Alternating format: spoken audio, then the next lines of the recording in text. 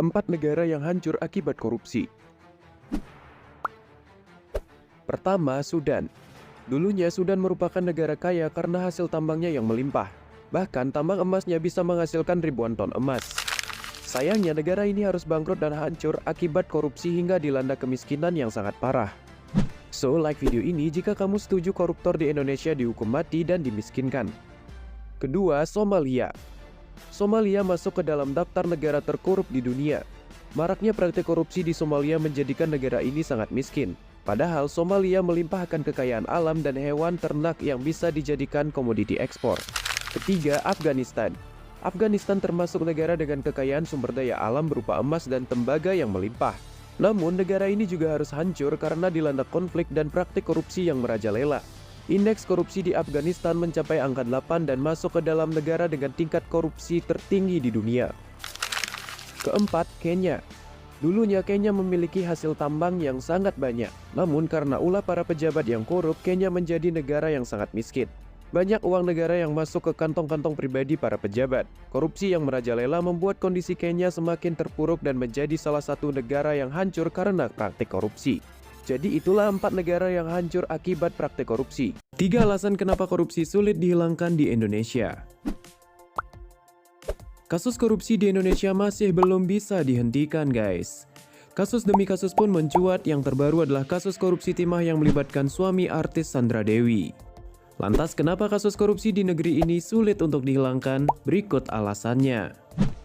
Pertama, lemahnya etik dan moral penegak hukum, guys.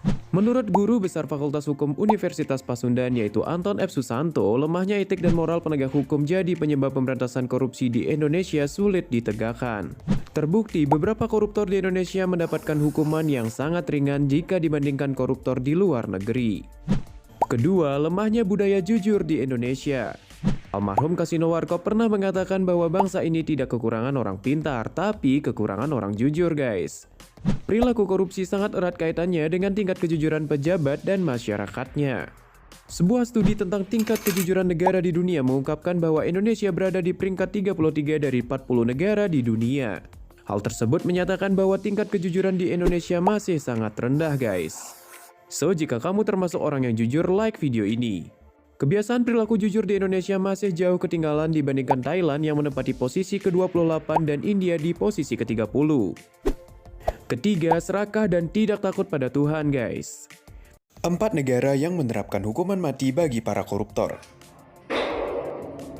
Pertama, Vietnam. Kedua, Cina. Ketiga, Singapura. Nice. Inilah negara paling korup di dunia. Indeks persepsi korupsi atau Corruption Perception Index telah menilai negara paling korup di dunia. Indikator ini memberi skor dengan skala 0 hingga 100. Skala 0 artinya negara tersebut sangat korup, sedangkan skala 100 artinya sangat bersih dari korupsi. Lantas negara mana nih yang paling korup di dunia? Pertama, negara Somalia dengan indeks skor CPI di angka 11, yang merupakan negara paling korup nomor 1 di dunia. Kedua ada Venezuela dengan skor CPI 13. Ketiga ada negara Suriah dengan indeks skor CPI 13 juga. Keempat adalah negara Sudan Selatan dengan indeks skor CPI 13. Kelima adalah negara Yaman dengan indeks skor CPI mencapai 16. Kalau Indonesia menurut kalian ada di posisi berapa, guys? Nah, tulis jawaban kalian di kolom komentar ya. Sampai jumpa di video berikutnya.